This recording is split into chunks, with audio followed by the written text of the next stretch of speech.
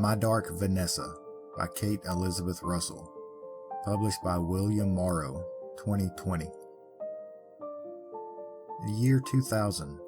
Bright, ambitious, and yearning for adulthood, 15-year-old Vanessa Y becomes entangled in an affair with Jacob Strain, her magnetic and guileful 42-year-old English teacher. Year 2017. Amid the rising wave of allegations against powerful men, a reckoning is coming due. Strain has been accused of sexual abuse by a former student, who reaches out to Vanessa, and now Vanessa suddenly finds herself facing an impossible choice. Remain silent, firm in the belief that her teenage self willingly engaged in this relationship, or redefine herself and the events of her past. But how can Vanessa reject her first love, the man who fundamentally transformed her and has been a persistent presence in her life? Is it possible that the man she loved as a teenager, and who professed to worship only her, may be far different from what she had always believed? Alternating between Vanessa's present and her past, My Dark Vanessa juxtaposes memory and trauma with the breathless excitement of a teenage girl discovering the power her own body can wield. Thought-provoking and impossible to put down, this is a masterful portrayal of troubled adolescence and its repercussions that raises vital questions about agency, consent, complicity, and victimhood. Written with the haunting intimacy of the girls and the creeping intensity of Room, My Dark Vanessa is an era-defining novel that brilliantly captures and reflects the shifting cultural moves transforming our relationships and society itself.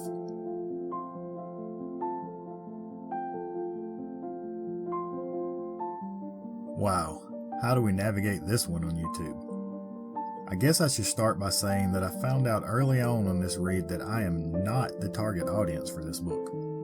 But the story was gripping and I stayed with it and finished it in only a few days. I first heard of this book from YouTuber Nemiria and quickly added it to my TBR list based on her thoughts of the book.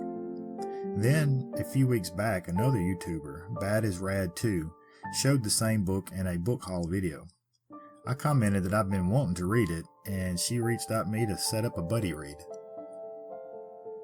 My Dark Vanessa is a brilliantly dark character study into the lasting long-term effects of abuse on a person's psyche.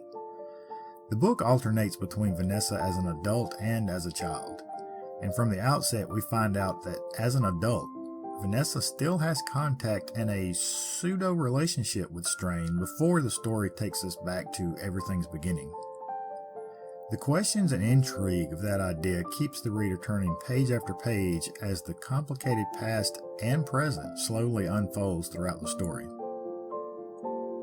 At the beginning of their relationship, Vanessa is 15 years old and Strain is 42 years old.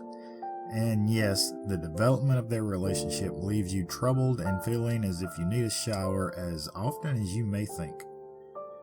For me, the most intriguing part of the story was the fact that Vanessa sorta still loves the man. Her battle between the ideas of consent and abuse and the scarred obsession of him that she just can't let go of.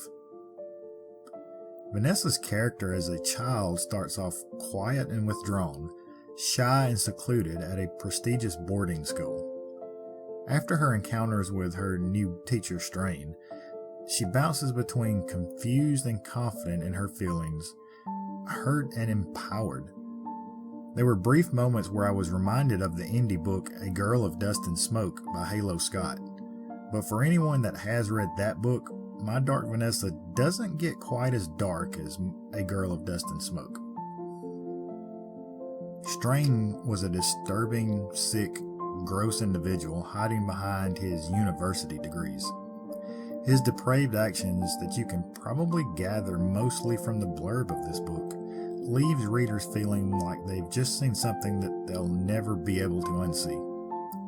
Regardless of his original intentions that the book seems to purposely blur, he is a manipulative, twisted dude, and much of the descriptions and scenes we get often left me feeling like he was also trying to manipulate the reader as well.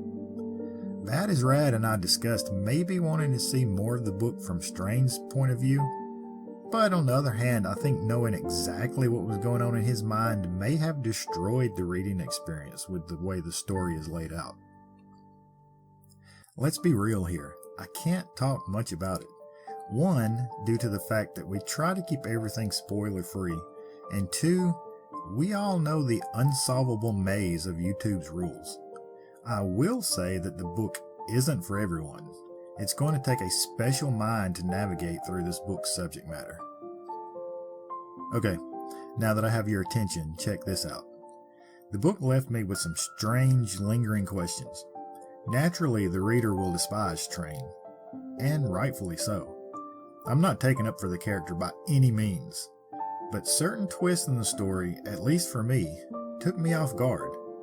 Of course, Strain is constantly throwing lines like, "They meant nothing to me, and you were the only one, blah blah blah." And Vanessa falls for them hook, line, and sinker. As a reader, you're just shaking your head and thinking, poor girl. Then you start to realize he was telling the truth. Sorta. Well, as presented in the book anyway. It never specifies, but I think some things in the book is left to the reader's imagination as to what the actual truths are. The book is written 100% in Vanessa's first-person point of view, so take everything that's presented with a grain of salt. The poor girl is mentally scarred and distraught throughout the whole thing, and we're just along for the ride. Prose for the book. It's written in a way that stays with you. Questions arise that have no easy answers, if any answers at all. Every scenario presented is 100% real-world believable, giving it even more of a dark, gritty feel that just gets into the reader's mind and will not let go. Cons for the book. Very little, but glaring enough that I feel that I should mention them. For myself, I read for escapism because I have a pretty stressful life. Much of it's my own doing, but whatever. I also have an unhealthy obsession with the news. The writer in My Dark Vanessa peppers this book with one-sided political ideology that took me out of the book from time to time. Not in a bad way, it helps solidify the character's mindset and the regions that the book takes place in, but still, I get enough of that in my life without having to run into it in my reading time. News and current events mentioned a lot in the childhood flashbacks to help establish time frame, but teenagers in the year 2000 were a little too interested in politics to be believable for me.